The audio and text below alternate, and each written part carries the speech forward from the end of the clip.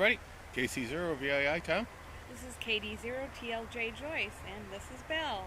One very tired little dog. What'd you She do? is. Stay up too late last night? Yeah, you must have watched YouTube last night. I don't know. Anyway, it's third weekend of October. Yep, third Yeah. week in October, yep. So this will probably be the last hurrah weekend. We're camping. So we're back up here at Ellendale. Oh, yay! Got a little disappointing coming in, but just Not as pretty as last week. Yeah, the Last leaves- week must have been the peak. leaves peaked. Slot that we thought we were going to have, we didn't get, which we Kind of bummed, but not really promised. They said they'd do our best, and I understand how that is. So we're going to enjoy it. It's about 65 out here right now. The wind's pretty windy. We're in a protected area behind some trees, not bad. but it's nice. Tomorrow it's going to be highs in the 40s, 45. I think so. Yeah, a lot cooler tomorrow. Yeah, they've already told us to not hook when we go to bed. Unhook the hoses. We told them we don't hook up their water. So, but we'll sit and Yeah, look just how tired enjoy. she is. Just enjoy the time. We're gonna do some lawn chair surfing and we'll watch the world go by. And somebody's already racking up contacts in Yes, the New York QSO party and some other odds and ends. So on that, the adventure continues. Okay, like I said, we'll be putting away Pooh this coming weekend, and there's a few things we got to do here. Make sure she's all set for the cold winter nap. When we close it up, we got a few things we got to watch out for. Is make sure we remove anything that's mice-like, paper, food. Make sure all the holes are sealed up. Make sure you got an antifreeze system. A lot of good videos on YouTube. If you not quite sure how to do something, just go through that. And there's a lot of variables between all the options you have in your camper. The reason we don't camp any longer in the fall, because Pooh here, she's a 91. Most of the campers back then were, made out of single glass windows, metal frames, little insulation in the walls, ceiling, no insulation on the floor. I mean, you get up on a cold morning like today, you want to make sure that you got your socks on. I always say it's one season and two half seasons. You can easily camp half the spring, all the summer, and half the fall season to get by with it. Today there are full season or full campers. They got double pane windows, insulation in the walls and ceiling. The cargo area underneath the floor is heated, so you get that chill off. They're a little more expensive, more materials, but they're going to last so longer. The big culprit we got to watch out for is moisture. Anytime you get a water leak or moisture in the air gets into the side structure, that will break down the glue that's between the foam insulation, the outside skin, or the inside material. Also, if it's got a wooden frame, it will kind of rot that way, so you want to make sure you get that taken care of. We've got some evidence in the back and in the furniture where we had a water leak. That's taken care of. And now you just keep an eye on that so we don't get a dry rot developed. And this kind of deals with the world of psychrometrics. Psychrometrics is the study of air properties. We have wet bulb, which is the temperature of the air plus moisture added to it. Dry bulb, which is just the temperature of the air.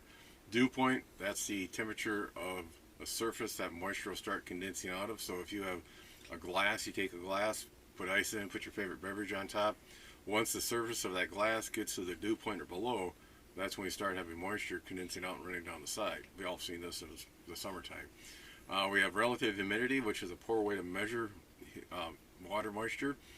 Relative humidity is the amount of moisture in the air compared to how much it can hold. That's in a percentage.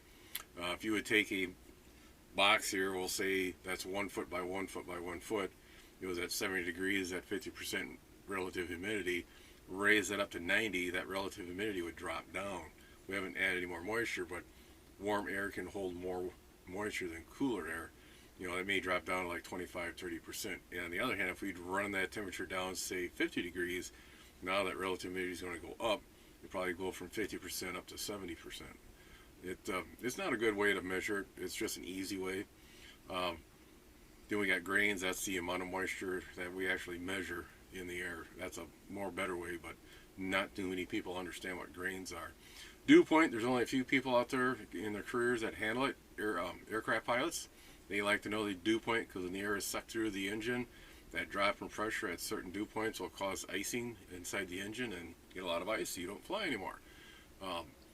Weather people will talk about it in the summertime where you get a warm, moist air mass comes in with dew points gets above 60-70%. It's more tropical-like. There's a lot of moisture in the air. It's uncomfortable for a lot of people like me. And then the HVAC techs, they like to keep track of the dew point because they have to make sure the evaporation coils on the refrigeration systems that at or below the dew point to pull that relative humidity or pull the moisture out of the air. A few things we can do in our campers. The best thing to do on the moisture side is control it. Eliminate the source if you can. One of the main sources of moisture in our campers is the cook stove and oven.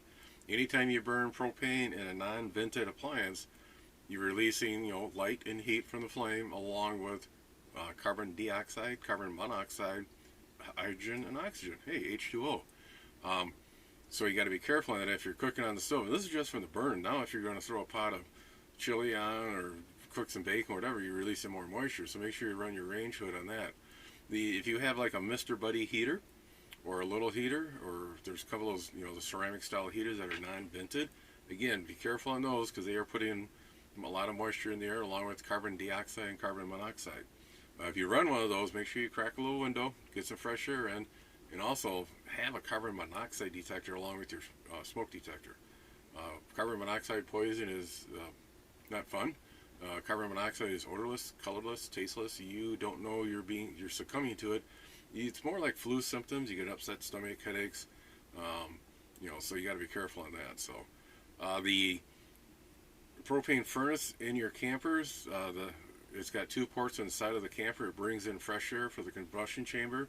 Then its combustion takes place and all those gases are dumped outside.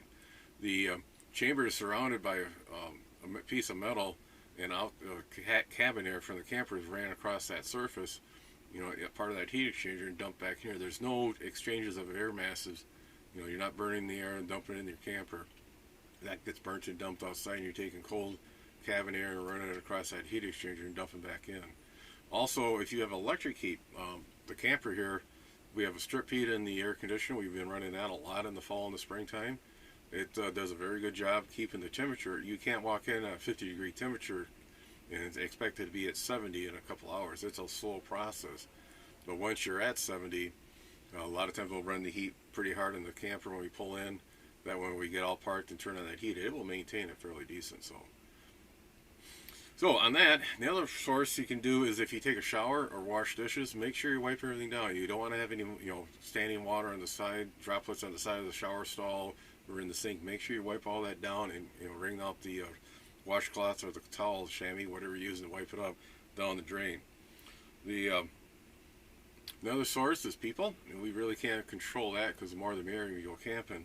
So if you can, anytime you're in a camper, if you can limit the number of people in there, summer, right now it's real nice out, be outside and you can, because your body will, when you talk, breathe, you're releasing moisture in the air. Also on the surface of your skin's always got a little bit of moisture, it's evaporating. So it's always an output. Again, I've seen people use like a heavy felt material or that thin insulation. They'll put a couple pieces of Velcro on the corner of the windows and they put those coverings up at night because the single pane glass loses a lot of heat overnight. And when they take those down again, you're going to notice a little condensation on the window glass. Make sure you wipe that down.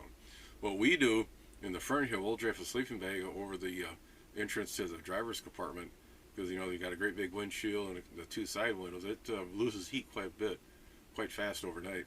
It's really cool in the morning. You take that sleeping bag down, you can just feel the cold air rush in out of that. So, and another way you can do, if you have one of these weather stations that shows you indoor and outdoor temperature and humidity,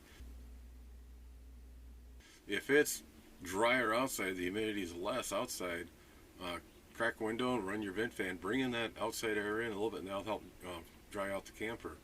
One thing we do when we go home, we'll crack open the roof vent in the bathroom about an inch, just enough to get a little vacuum in there, and run the cab heat full tilt, and to bring in that air warms it up. That relative humidity will drop down, and it'll help dry out the camper before we get home. So, okay, we're gonna wrap this up. It got down to like 29 last night. It was very cold. Did you sleep well? Yes, I did. You were sleep nice warm. well. Yes. Ran the strip heat and the air conditioning worked fine. Like I said, it's not going to raise your temperature, but it'll maintain it. Camping for the season is over. Yep, it's gotten too cold. Yeah, there's a chance next weekend only it's going to be 45, but I think we'll put her to bed for the season and start getting ready for the RV shows coming up after Christmas, right? Yep. So, on that, everybody, stay safe. Have a good fall and winter. 7 3s.